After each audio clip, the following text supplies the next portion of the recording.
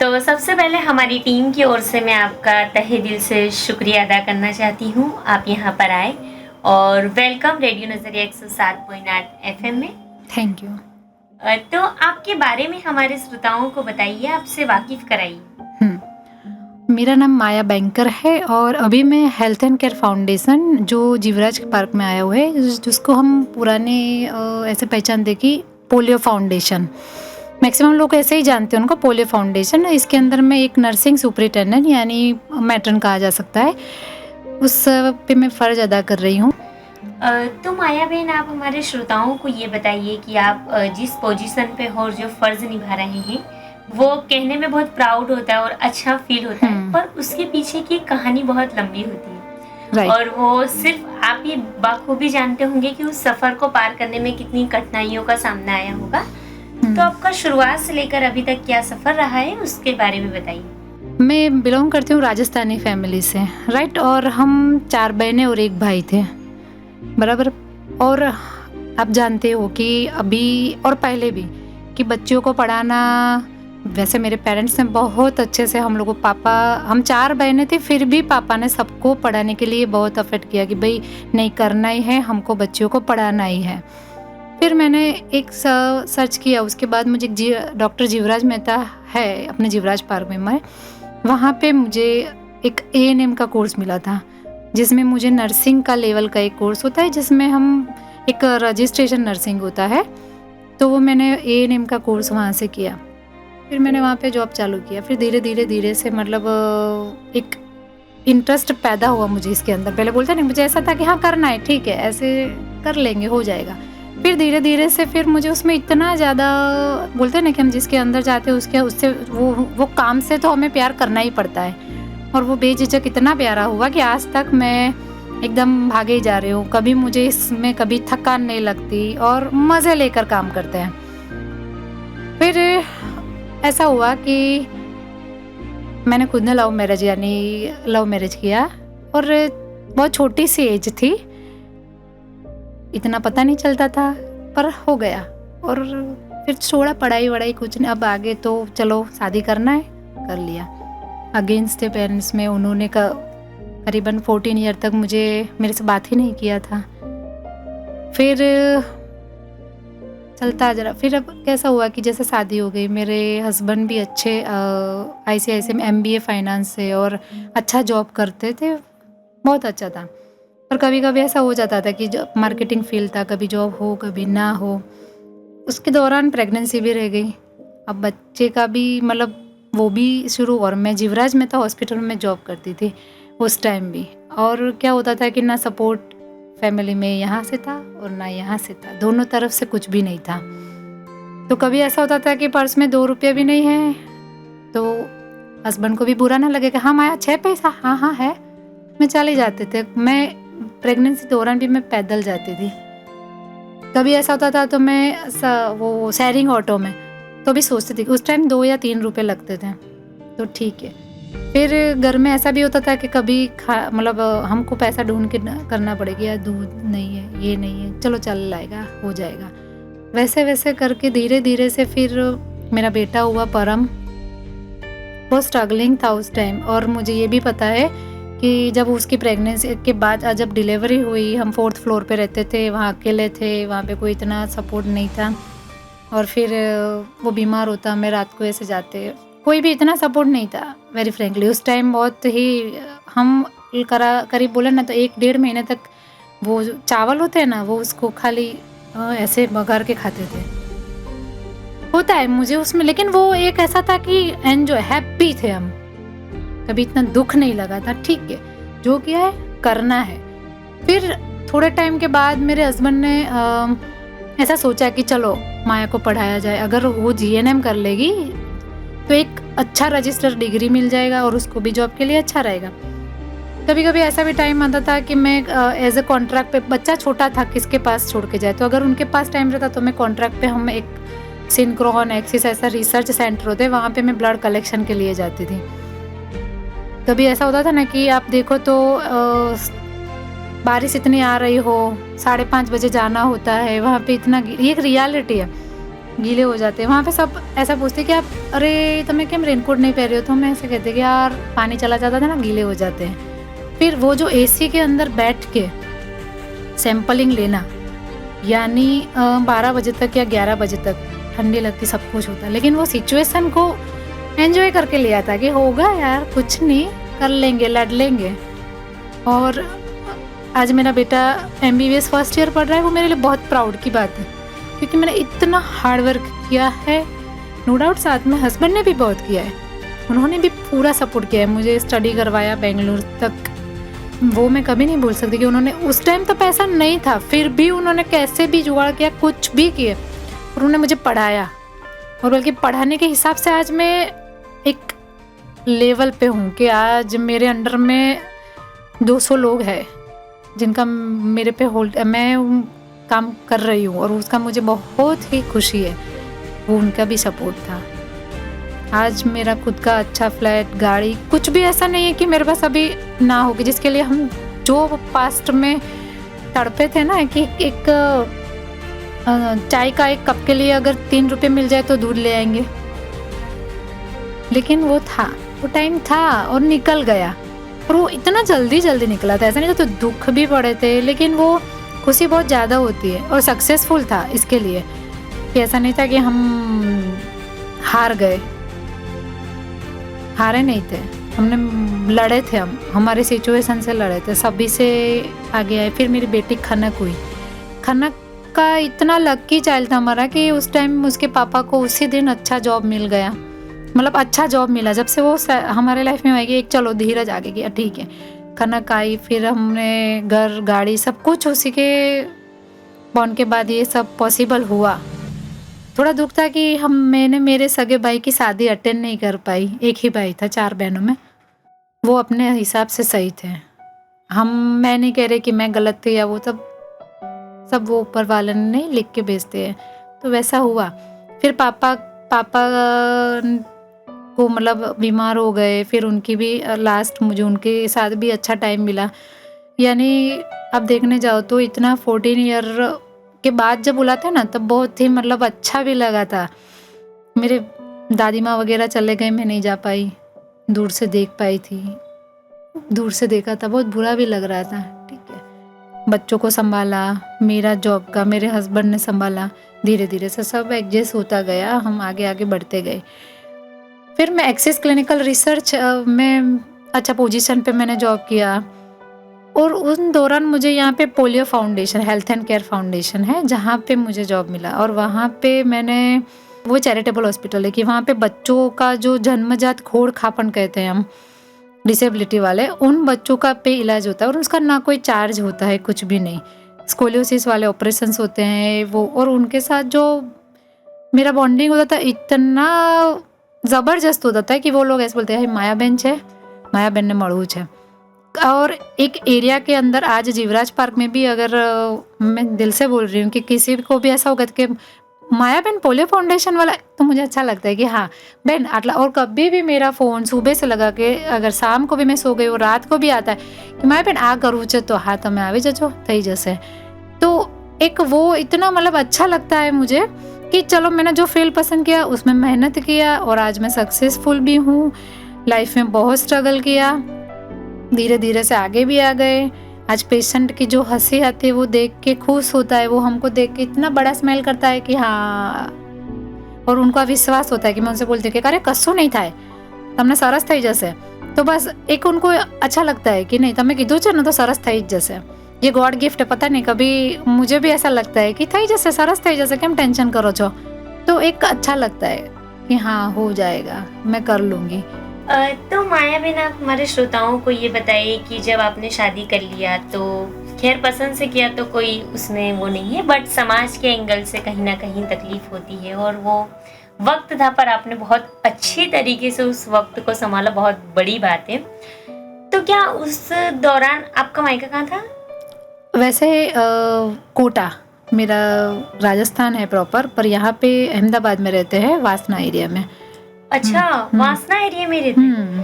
तो इतने साल तक उन्होंने आपसे बातचीत नहीं किया, कभी आपने ट्राई किया था, या उन्हें इतने सालों तक नाराजगी ही थी आपसे? नहीं, वो ऐसा था ना कि नाराज़गी तो एक बात होती है कि पेरेंट्स को होती नहीं है, पर एक समाज के हिसाब से उनको वो करना पड़ता है, मुझे ऐसा लग रहा है। अभी हम सुधर गए, हमको ऐसा लगता है, लेकिन वो अपने तरीके से सही है, मैं ये बात को एक्सेप्ट करती हूँ।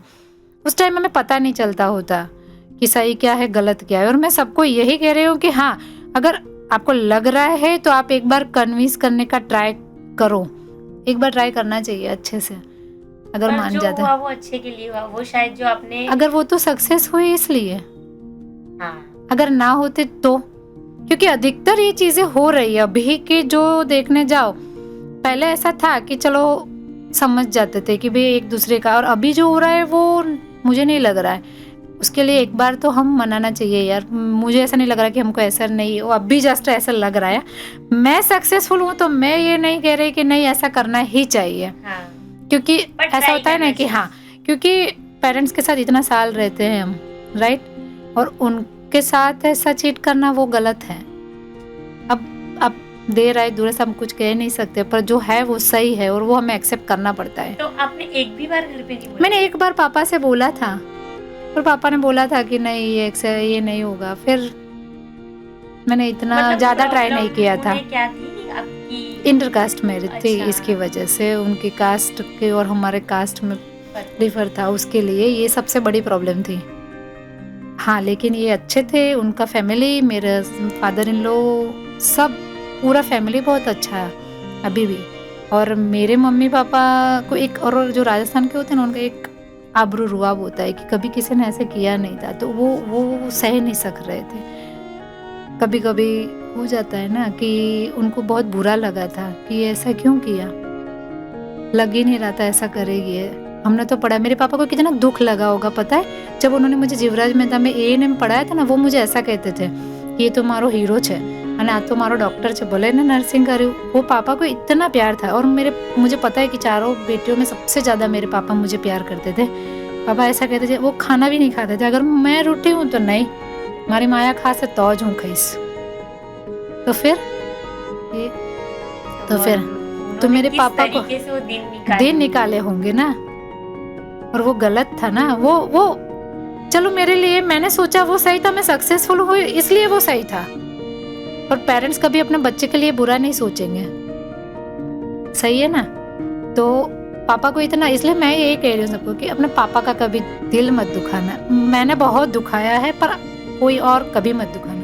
मुझे पता था कि ये मुझे कभी भी मतलब दुखी नहीं करेंगे। ये एक मेरा, मैं नहीं बोलती कि गॉड गिफ्ट है, मुझे पता चलता कि ना ये कभी मुझे दुखी करेंगे ही नहीं, कभी नहीं करेंगे। ये मुझे हाथ में, और उन्होंने रखा भी है। मुझे कभी भी ऐसा नहीं, उन्होंने दुख कितना भी करो, लेकिन मुझे कभी ऐसा दुख नहीं दिया था। हमें कभी भी हारना नहीं चाहिए किसी भी चीज से। क्यों, आज सिचुएशन है ना अच्छी, उस टाइम था। अगर मैं बोलती कि यार हस्बैंड में कसूर नहीं है, कुछ नहीं, या मैंने गलती कर दी, ये नहीं करना था मुझे, तो क्या होता, तो मैं वहीं की वहीं होती। दूसरी बात ये थी कि हस्बैंड इतना कोऑपरेट किया था, उन्होंने मुझे पढ़ाया, उन्होंने मुझे बैंक में जाने से डर लगता था, मैं कभी बैंक में ना जा पाती, मैं अकेली ना जा पाती। सब जगह पे उन्होंने भेजा कि कर, क्यों नहीं कर सकती, करना है।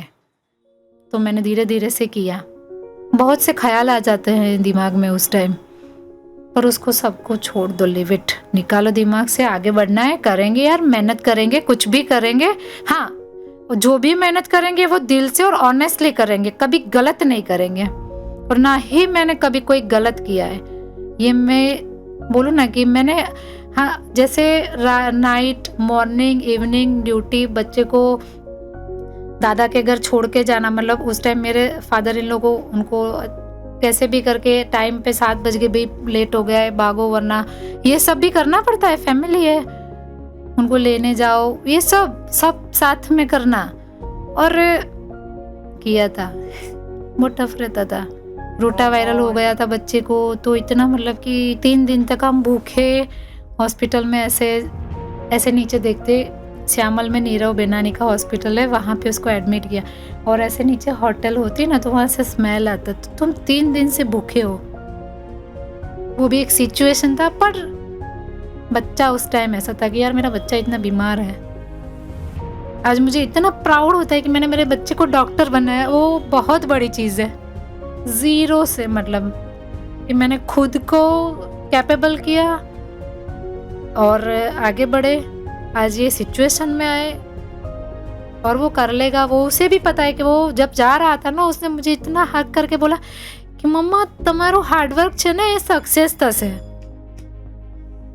इसलिए मैं ऐसा बोल रही हूँ कि कभी भी कोई वस्तुમાં આપણે ગુજરાતીમાં કહીએ કે નાસીપાસ નહીં થવાનું, કોઈ જ વસ્તુમાં નાસીપાસ નહીં થવાનું, કરી લઈશું, જીવન છે તો જીવી લઈશું એમ, બરાબર?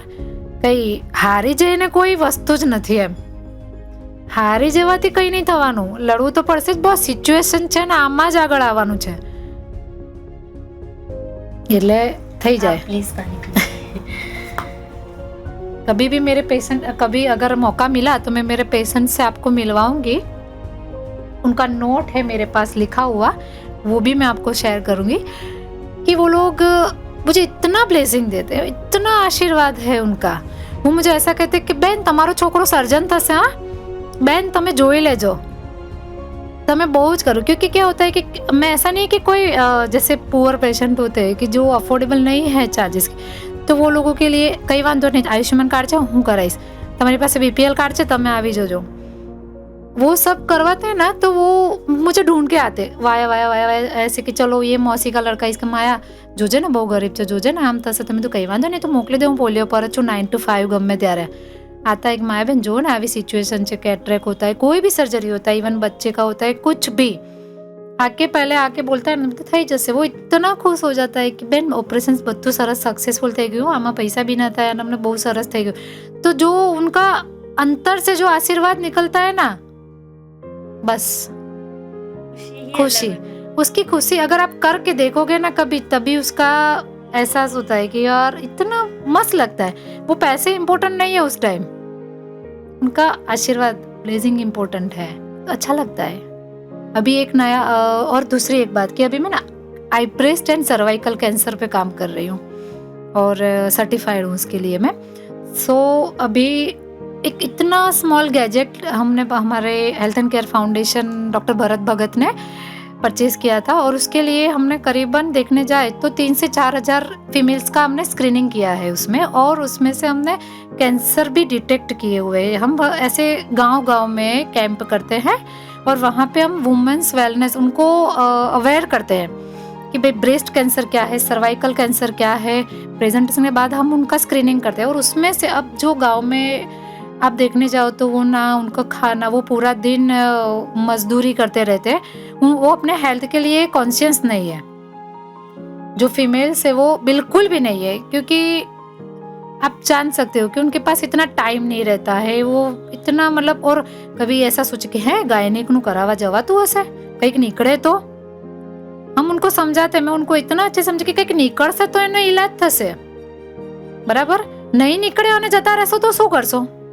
તેનાથી એવું છે ને કે કંઈક નીકળે, અને હું તો કહું છું ના જ નીકળે, બટ નીકળ્યું તો જો તમારું સારી ટ્રીટમેન્ટ થશે અને બધું, અને हमें वो निकलने के बाद हमारा हेल्थ एंड केयर उसका आगे का स्क्रीनिंग करवाता है, आगे उसका रिपोर्ट्स करवाते, उनकी सर्जरी तक का भी हम करवाते, और वो भी निःशुल्क, यानी कोई ऐसा चार्जेस नहीं।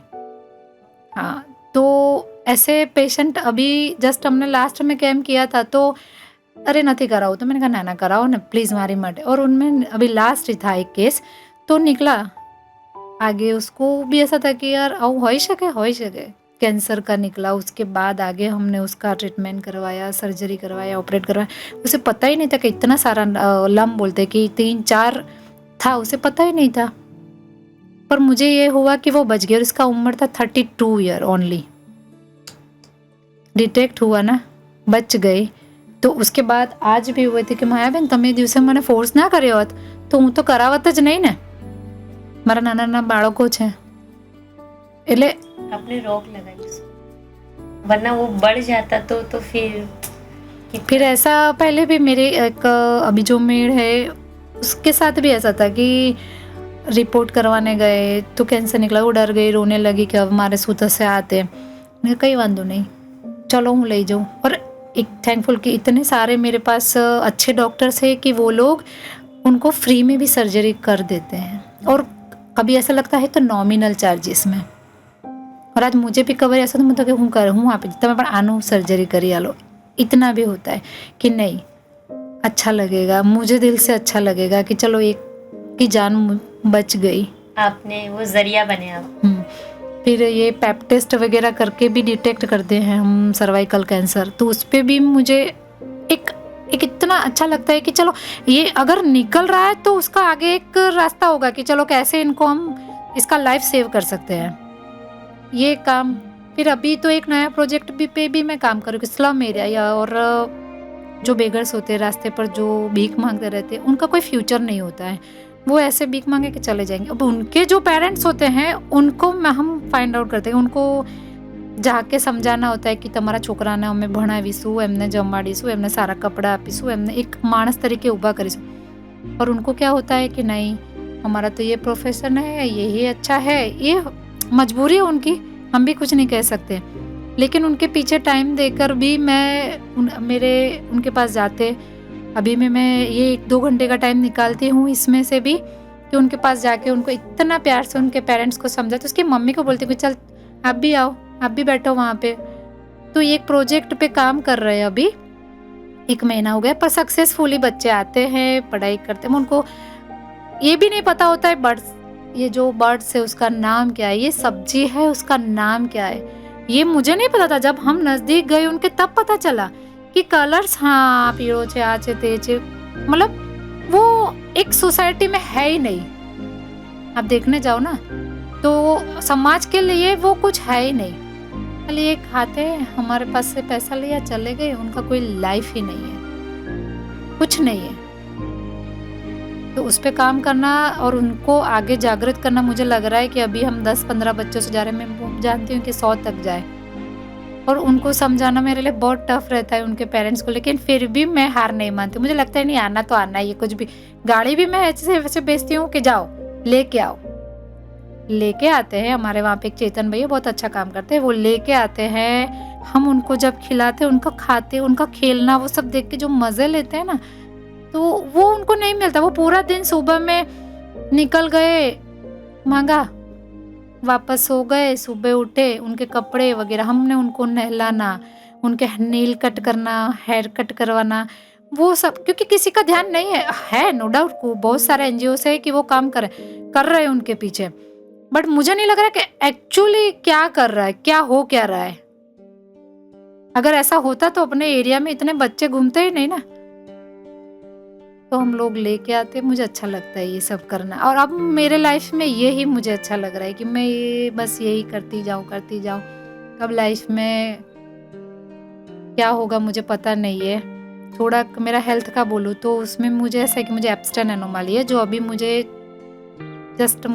3 साल पहले ही डिटेक्ट हुआ, पता नहीं था। जब मैं मेरे मम्मी के घर में होंगी जब से ही होगा, तो रेयर केस होता है ये बहुत ही, पर था।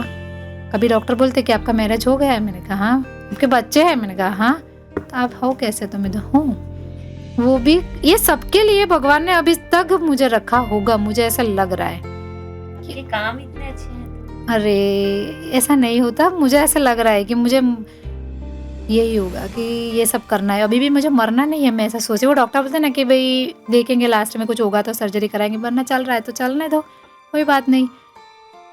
बहुत टफ है। आपने दुआ ली है तो कहीं कभी बोलते हैं कि ये 2 चैम्बर चलता है, 2 चैम्बर नहीं चलता है, कोई बात नहीं, चल रहा है। लेकिन फिर भी मैं भाग रही हूँ, दौड़ रही हूँ। इतना ठंडी होता है तो ऑक्सीजन लेवल कम भी हो जाता है, 90-80। कोरोना में 2 बार मैं ऐसा हो गई थी, वापस आ गई। और बच्चा अगर मेरा अच्छा डॉक्टर बन जाता है, सक्सेसफुल हो जाता है, तो मैं उसको भी बोलूँगी कि तू चल, नो डाउट कमा, तेरी एक लाइफ है, तू कर। पर ऐसा करना कि वीकली 1 दिन 3-4 घंटे सोशल वर्क भी करना। तो मेरे लिए एक ऐसा, तू मैं हूँ या ना हूँ, पर ये काम ज़रूर करना कि वीकली 1 टाइम या ऐसा रूरल एरिया में हेल्थ चेकअप कुछ भी करना, पर करना ये दुआ की। और मुझे मिली है ना जिसकी वजह से, तो वो तुझे भी आगे सक्सेसफुल लाइफ होगा। मुझे मिली है, मैं मानती हूँ, कुछ भी नहीं, लेकिन मुझे दुआएं बहुत अच्छी मिली है सबके। कभी भी मेरे पीछे कभी मुझे नहीं पता कि किसी ने कोई भी वर्ड्स में बात किया होगा। सब इधर ना बहने की तुझे ना थई जैसे, हम थई जैसे, अगर मुझसे नहीं होगा मैं कर दूंगी, टेंशन मत लो। इसलिए होता है ये काम करना सबके लिए बहुत। और मुझे बोलते सबसे जितना भी उपाय करो, ऐसा इम्पोर्टेंट नहीं। आज मैं एक लेवल पे हूँ, आज मुझे पैसा है, चलो बच्चों का पढ़ाई ये सब पर मैनेजेबल है, कोई प्रॉब्लम नहीं है। पर उसमें से अगर मैं 10% भी अगर कर रही हूँ सोशल के तो वो अच्छा है ना, सबको करना चाहिए। क्योंकि यही है कि हम आए थे कुछ लेके जाने वाले नहीं है। मुझे एक ऐसी तमन्ना है कि जब मैं मरूं अरे तो अरे, सुनो नहीं, नहीं। TV9 है हमारा, वहां से लगा के अब स्वामीनारायण अपार्टमेंट तक लाइन लगनी चाहिए। ये एक मेरी नहीं, सोच है और नहीं। मुझे पता है कि ये होगा, वेरी होगा, 100% श्योर होगा। पहली बात कि ऐसी बात नहीं करना चाहिए। नहीं, अगर ये मेरा ये ड्रीम है यार। मैं सोचती हूँ कैसा होगा कि बोझ વલખા મારે કે 2 રૂપિયા જ્યારે આમ રોવરમાંથી એમ મળશે તો શું કરીશું? પછી એમ કહું ચલો ને 3 રૂપિયા છે તો કંઈ વાંધો નહીં, એ ટાઈમે તો દૂધ સસ્તું હતું, બધું એમ ચાલશે। તો હું શું વિચારું કે આજે એક કામ કરીશ, હું ચાલીને જતી રહીશ। प्रेगनेंसी तब भी शेयरिंग ऑटो में बैठना बहुत टफ रहता था, पर फिर भी वो ऑटो को भी उनको भी लगता था कि बेन तम मतलब उस एक मुझे ऐसा लगता ना તમે બેસાડો, મારા કરતા કોઈ એક તમારું પાડું ના જવું જોઈએ। कभी वहाँ से पैदल चल के आना ना, वो भी लाइफ थी। और लगता था कि यार कई वांधो नहीं, થઈ જશે, કેમ नहीं। फिर बेटी हुई, फिर मैं बोल रहा हूँ ना कि खनक के होने के बाद मेरा एक परम और एक खनक के होने के बाद सब अच्छा हो गया था, लाइफ चलने लगी थी, उनका भी सैलरी सब अच्छा हो गया, मैं भी अर्निंग थोड़ा टाइम घर पर, और ऐसा कोई काम होता तो करते कि कॉन्ट्रैक्ट पे जॉब मिलता तो 4-5 घंटा चलो कर लेते हैं, क्यों नहीं, एडजस्टमेंट कर लेते थे, अच्छा लगा था। तो जैसा आपकी फैमिली जब मतलब बातचीत आपकी नहीं थी और आपके कोई बीमार भी थे आपने कहा, तो कौन सा ऐसा मोमेंट आया था जब आप लोग मिल गए? और उस टाइम इतने साल बाद अगर आप आपकी फैमिली से मिले थे तो उस दिन को आप याद करते हुए हाँ। कहिए कि आपकी क्या फीलिंग थी? उसमें क्या था कि मेरी सिस्टर है एक पल्लवी, और उसका प्रेगनेंसी था और थोड़ा सा प्रॉब्लम हो गया उसमें, तो उसकी वजह से फिर मेरा फ़ोन पता नहीं उस टाइम मैं काम में थी और वहाँ पे फ़ोन साइलेंट पे था, तो मेरे हस्बैंड पे फ़ोन गया था कि भाई पल्लवी ने तबीयत बहुत बगड़ी है, तो माया ने कौन है, और वो उस टाइम फर्स्ट कॉल था इतने सालों बाद। हाँ कि माया ने कौन है कि सू, तो वो मुझे कांटेक्ट कर रहे थे, समहाउ कोई कांटेक्ट हो नहीं रहा था। फिर जाके मैंने जब देखा तो कह रहे हमने आटला બધા ફોન આવ્યા છે, तो मैंने पहले मेरे हस्बैंड को फ़ोन किया कि हाँ कि શું થયું, तो कि जो हूँ, और मैं नहीं गई थी, वो गाड़ी लेके पल्लवी और मम्मी और भैया को लेके हॉस्पिटल पहुंच गए थे। वाह। फिर मैंने कहा कि माया ते फोन भी नहीं જોયો, તો મેં કીધું હા મારે આ રીતે સાયલેન્ટ રહી ગયો તો રહી ગયો એમ, તો કે તું આવી જગ્યાએ જીવરાજ મહેતા કે આવી જાય એમ, ओके। तो फिर मैं जीवराज मेहता वहाँ पे पहुँच गई और पल्लवी की हालत ठीक नहीं थी उस टाइम, मैंने सबको, मेरा भी ध्यान उसके ऊपर ही था, आईसीयू में एडमिट किया, उसको रखा था। फिर ऐसे मम्मी वगैरह सब, उस टाइम ऐसा हो रहा था कि मैं क्या बोलूँ क्या ना बोलूँ। तो उस टाइम उन्हें पता चल गया था कि आप एक हाँ, जो आपने कि परेशानी, माया कर लेगी, उससे बुलाना ही पड़ेगा, अब ये काम हमारे से नहीं होगा। और जब आप परेशानी में थे उस टाइम उन्हें नहीं पता था कि आप कौन से वक्त से गुजरे, पर जब आपका नाम हो गया तो उन्हें लगा कि ये काम तो माया ही करे। हाँ, वो बात मैं एक्सेप्ट करती हूँ, सही है ओह, कि अब माया को बुलाना पड़ेगा, अब इसके बगैर नहीं होगा। फिर मैं भी गई, मैंने कोई बात वो रखा ही नहीं कि ना मेरे पेरेंट्स है, जाना ही पड़े, उसमें कोई गलत है ना। फिर उनका, फिर पापा वहाँ बैठे थे, मैंने देखा, उन्होंने देखा, ऐसे वैसे। और आप कितने साल बाद मिले थे जब? 14 ईयर्स। ओ बाप रे, बहुत टफ था वो टाइम, बहुत ही ऐसे लग रहा था, पर मेरे हस्बैंड एकदम नेचुरल नॉर्मल बातें कर रहे थे। हाँ આવું છે, મેં કરી નાખ્યું છે, બધું થઈ જશે, कोई टेंशन नहीं। उनका एक फ्रेंड था, मेरे भी एक कलीग थे वहाँ पे डॉक्टर वगैरह, तो क्या हो जाएगा। तो उन्होंने ऐसे देखा कि जय बैंकर तो बहुत अच्छा है, लड़का तो बहुत अच्छा था। हमने फिर पापा जब बीमार हो गए ना, तब पापा ने ऐसे बोला था कि અમે લોકોએ બહુ વર્ષો સુધી ના બોલાય, નહીં બહુ ભૂલ કરી એમ, કે આવું નહોતું કરવાનું, જય તો કેટલું સરસ છોકરો છે, કેટલું બધું, क्योंकि पता है क्यों, पापा को बाईपास करवाया, और उस टाइम मुझसे भी ज़्यादा मेरे हस्बैंड उनको ले लेके हॉस्पिटल टू हॉस्पिटल घूमे थे, सीरियसली। और पापा जब ऐसे गाड़ी में बैठते ना बाजू में, तो ऐसे प्राउड से बैठते थे, हाँ मेरे जवाई के साथ में जा रहा हूँ। सही में वो भी ये भी देखते थे कि हाँ ये खुश हो रहे हैं कि चलो। तो वो पापा के लिए भी ऐसा था। और वो पता है कि जब पापा के 15 दिन का है, जब पापा को डिस्चार्ज किया ना, तो इन्होंने ऐसे पूछा था कि मुझे कॉल किया कि पापा ने के तुम्हारा हमारे घर में बहुत બહાર था વોશરૂમ, તો કે માએ આપણા અટેચ જ બધા છે અને તો પપ્પાને બહુ સારું રહેશે તો હું એમને ઘરે લઈ આવું, તું એકવાર પૂછી જો ને કદાચ એમને સારું લાગે કે ના લાગે. તો મેં કીધું પપ્પા તમને ફાવશે? તો પપ્પાને બોલા હા હા કંઈ વાંધો નહીં.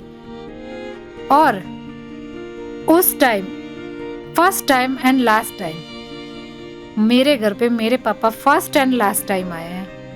उसके बाद पापा चले गए. बस वो पूरी लाइफ में पापा फर्स्ट टाइम मेरे घर पे आए.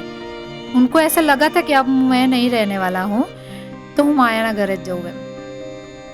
बताओ जब मम्मी वगैरह बोलते कि હવે चलो ને આપણે ના, મને અહીંયા બહુ શાંતિ લાગે છે, મને બહુ ગમે છે, બહુ મજા આવી રહી છે. बहुत एंजॉय किया उन्होंने वो जो लास्ट 14 डेज थे ना जब वो हमारे घर पे थे. और उस टाइम फिर लास्ट में ये मतलब उन्होंने जो पूरी लाइफ मेरे साथ नहीं, वो घर के एक दहलीज भी नहीं चढ़े, कभी देखा भी नहीं. और उनकी वजह से मेरी सारी बुआएं सब घर पे आई. खबर निकालने कैसे आते तब मेरी बुआएं सब घर पे आई. और मैं बहुत खुश थी. मेरे हस्बैंड भी इतनी सारी चीज़ें उनके लिए कि नहीं नहीं इस બધા આપણા ઘરે આવી રહ્યા છે. इतने साल बाद परम को तो पता था कि ये मेरे नाना है, मेरे मामा है, ये वो सब था. लेकिन उसको ऐसा था कि उसको थोड़ा सा ऐसा अच्छा नहीं लग रहा था. मामा ठीक છે બધી વસ્તુ, પણ એમને મારી જોડે આવું કેમ કર્યું, મને કેમ ના બોલાય? હું કોઈ દિવસ મારા મામાના ઘરે રહી જ ના શક્યો. નહીં, બધા એવું કહે ને વેકેશનમાં મામાના ઘરે જવું છે, હું તો જઈ જ ના શક્યો. अभी वो खनक बहुत अच्छा एंजॉय करी क्योंकि खनक 10-10 दिन 4-4 दिन कभी भी चोला उठाया मामा के घर पहुंच गई. तो अभी मतलब सब लोग आपको अच्छे से अब कोई भी दिक्कत नहीं है. अगर मैं बोल दूं कि हाँ मैंने हम तो पूरा घर मम्मी सब, मम्मी को पहले से, मम्मी तो यार माँ होती है, उसका वो सबके सामने कुछ नहीं कर पाती थी क्योंकि वो फैमिली था. दादा थे मेरी बात थी, वो सब बहुत ज़्यादा स्ट्रिक्ट थे. और वो भी तो समझ के मेरी और बहन की शादी करना था तो वो तो नहीं बुला सकते ना. मम्मी रो भी पड़ती. एक टाइम एक ऐसा था कि जो मैं बोलूँ ना बोले ऐसा होता था कि सबके सामने इतना सारा घर भरा होगा. मैं चली गई थी तब मम्मी ने एक वर्ड ऐसा बोल दिया था कि मैं तो नाई लीधू छे. वो आज भी मुझे टच होता है यार, पर वो सही थी, मतलब ठीक है, पर वो अंदर से उसकी जान जल रही थी कि यार आना आવું મારી છોકરી કરી શકે આ વસ્તુ એમ ના થાય. और अपनी माँ बोले मतलब, पर माँ कितना सुना होगा उसने क्यों बोला होगा ताना, जो ताना सुना होगा ना वो मैं आज फील कर सकती हूँ क्योंकि आज मेरी भी बेटी है ना, मुझे फील होता है कि हाँ वो सुना होगा. और उसको सैल्यूट करते हैं कि उसने अभी तो अब वो पहले भी मुझे इतना प्यार करते थे, अभी भी मुझे, और वो बोली होगी तब भी मुझे इतना प्यार करती थी. अभी भी मैं फ़ोन करूँ कि मम्मी मना એવું છે तो આવી जा घर हूँ कर दो आम. अभी भी सभी भाई बहनों में भी इतना करने के बाद भी मुझे पता है कि पापा नहीं बुलाते, लेकिन पापा को मेरे लिए बहुत प्यार था. लेकिन भाई को भी नाराज़गी थी, छोटा है मेरे से पर बहुत नाराज़गी थी उसे. मेरा परम वहाँ पे जाता तो वैसे देख के कहीं पे सामने आ जाता तो मुंह मोड़ लेता था. तो परम को भी बुरा लगता था कि मामा मैंने उसको, मुझे उसकी वजह से भी लगता है कि उसको बहुत दुख लगा है आज तक. वो गया ना फिर भी उसके लिए एक चीज़ थी कि हाँ બધું સરસ છે અત્યારે, પણ મારું નાનપણ જે હતું ને મામાના ઘર એ મને ના મળ્યું. જે ખનકને મળે છે, ખનકને બહુ સરસ મળી રહ્યું છે બટ परम को नहीं मिला. तो परम को वो दुख रहता है. मैं तो क्योंकि परम ने बहुत सारा परम नहीं झेला है ज्यादा से ज्यादा. कनक ने कुछ नहीं, कनक मस्त. और एक ही मामा तो यार, एक ही मामा. और उसकी जब शादी थी ना, ये मैं शेयर क्यों कर रही हूँ कि मुझे याद आ गया कि उसकी शादी थी और हम रहते थे TV9 के मतलब जीवराज पार्क में ही, दोनों एरिया में. और जो मेन रोड थे ना वहाँ से निकासी निकलती है. हमारे शादी के अगले दिन जो बंदूरी निकासी निकलती है ना, तो वो घर से निकली ना तो मेरे कजिन ने फ़ोन किया था कि माया निकुल ने निकासी निकली છે જો ત્યાંથી એમ. તો મેં ऐसे सोच रही थी कि લાય હું બહાર જઈને જોઉં મારા ભાઈને ઘોડા ઉપર કેવો લાગી રહ્યો છે. वो मैंने मिस किया है. और वो जो आवाज़ से सुनाई देती थी ना, बैंड बाजा सबकी आवाज़, वो मेरे कान में आते थे ना, तो मैं ऐसे बाहर जाके ऐसे देखा ना, तो वो उसकी निकासी निकल रही थी कि हाँ मेरा भाई जा रहा है अब शादी के लिए। दुख लगता है। पर अफसोस आप उसके साथ नहीं थे उस टाइम। नहीं थी, मैं देख रही थी सब, मजा से ज्यादा उसको मुझे देखने में बहुत मजा आ रहा कि हाँ। बहुत प्राउड होता है, एक फीलिंग होती है अपने जब से होश हाँ। संभालते कि मेरा भाई कभी उसकी शादी पर हुई। मैं अटेंड नहीं कर पाई थी। मैं, वो सिचुएशन था, वो अपनी जगह सही थे। फिर भी आपने हार ना मानी ना और मानी। ऊपर वाला आपको हमेशा अच्छा रखे। और आज भी मेरे फैमिली में अगर मेरी बुआओं को अगर कोटा में रहती है, वो भी कहती कि कुछ भी होता ना, माया आ રીતે કરવાનું છે તો અમદાવાદ આવવાનું, તો કયા ડૉક્ટરને બતાવીશું, તમે આવી જાઓ, હું કરીશ। मैं लेके उनको जाती, उनका जो भी होता करवाना है। अभी पूरा कोटा, अभी जस्ट हम जाके आए एक फंक्शन में, तो सब बोलते अरे माया આવી, मतलब एक अलग ही हो गया आपकी सबका। image क्या माया છે, આના હસબન્ડ છે, આના છોકરાઓ છે, ये हो रहा है कि जय आया है, जय ने तो मोकलવો જ પડે, माया नहीं आवे तो चालसे, जय को तो आना ही पड़ेगा, ओह जय आपको तो आना ही पड़ेगा। वो हमारे में बोलते हैं ना कि नहीं, कि जवाई जी तो आना ही पड़ेगा आपको। मुझे भी अच्छा लगता है कि नहीं, उनके बगैर नहीं चलेगा। और सब अच्छा हुआ। अच्छा हुआ। अगर शायद आप वो सिचुएशन से नहीं गुजरते तो आप इतना अच्छा रोल प्ले नहीं कर पाते। आपको लगता सब अच्छा ही है लाइफ। और ये भी है कि शायद अगर मेरे father in law bank of India में थे, अच्छे मतलब पोजीशन, वो रिटायर, वो अगर उस टाइम हमको साथ में रख लेते सपोज, तो मैं और मेरे हस्बैंड इतना नहीं कर पाते। हम डिपेंड, ठीक है, तो हम चल जाता, पर मैं इतना नहीं कर पाती। अगर उन्होंने दया खाकर ऐसा सोचा होता उस टाइम, पर उन्होंने भी अच्छा किया कि नहीं जाओ करो, वो भी अच्छा था। और सब मिल सके, कोई त्योहार हो, हाँ, दिवाली सब एकदम नेचुरल हो। अभी जो होता है वैसा भी ऐसा लगता ही नहीं है उनको कि ये लव मैरिज है, तो फिर ऐसा कुछ नहीं है। ये जाते हैं तो उनको कहते हैं कोटा में कि नहीं जाए, उनको ये दे दिया, उनका ध्यान रखना, फलाना, वो सब बहुत अच्छा लगता है। जमाई वाला मतलब। हाँ, अभी कितने साल बाद फर्स्ट टाइम हम लोग, और अभी उन्हें भी अच्छा फील हो। अभी लास्ट हम फर्स्ट टाइम हम जाके आए, तो अच्छा लगा। और मैं अभी खुश हूँ कि चलो सब अच्छा है, और अभी हम सक्सेसफुली जिंदा है, करेंगे आगे। और मैं यही समझती हूँ कि अब तो मुझे सोशल में ही ज़्यादा काम करना है। हाँ, एक बार परम पढ़ ले फिर तो यही करना है। अगर मैंने एक प्लेटफॉर्म अच्छा उसके लिए हो गया ना, तो फ्यूचर में उसको प्रॉब्लम नहीं होगा, क्योंकि मैंने ऐसे लोग देखे हैं सोशली। मैंने जब समाज में काम किया है ना फीमेल्स के लिए, तब मैंने देखा है उनको कि कितनी परेशानी होती है। अब कोरोना में ही अभी एक फ्रेंड का हस्बैंड का डेथ हो गया, वो कभी घर से बाहर ही नहीं निकली, उसने कभी जॉब नहीं किया, ग्रेजुएट थी पर कभी जॉब नहीं किया, जरूरत ही नहीं पड़ी। अब वो कहती कि मैंने कोई भी जगह आई हुई तो आया બેન માં બી લગાવી દે ને, મારે બહુ જરૂર છે। મારા બંને બાળકો હજી તો એક 9માં છે ને એક 11મા ધોરણમાં ભણે છે, હું કેવી રીતે કરીશ? मेरे वहाँ पे या फिर कहीं ना कहीं ढूंढ के उन्हें अच्छी जॉब लगाऊं कि चलो वो अपना, क्योंकि मैं एक मैसेज ये देना चाहती हूँ सबको कि अपने बच्चों को तो पढ़ाओ पढ़ाओ पढ़ाओ। सीरियसली ये बहुत जरूरी है, और अभी तो सीरियसली जरूरी, क्योंकि कोरोना के बाद इतने सारे लोग मेरे सामने आए हैं जो छोटी छोटी एज में चल बसते और पीछे पूरा फैमिली खड़ा है। हम ऐसा सोचते हैं ना कि હવે બૈરીને શું ભણાવવાની ને એને શું નોકરીની જરૂર છે, અમે કમાઈએ જ છે ને।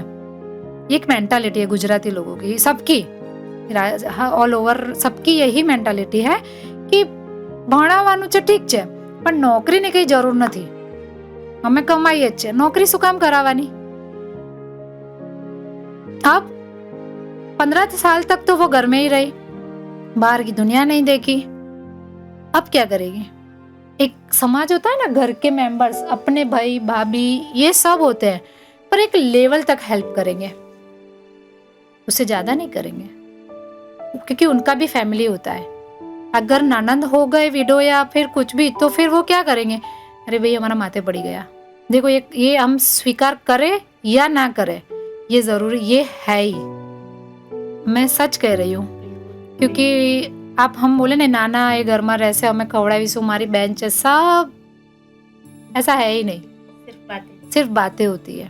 तो हम हमारे बच्चों को अच्छा एजुकेशन दो, उनको एक कैपेबल करो, ये जरूरी और करना चाहिए। मेरा ये मानना है कि हर फीमेल को, हर बच्ची को पढ़ाओ, इंटरेस्ट नहीं है फिर भी पढ़ाओ। घर में अगर अभी आरटी अच्छा है ना, अगर नई कैपेसिटी तो हम उसमें भी करो, पर बच्चों को पढ़ाओ।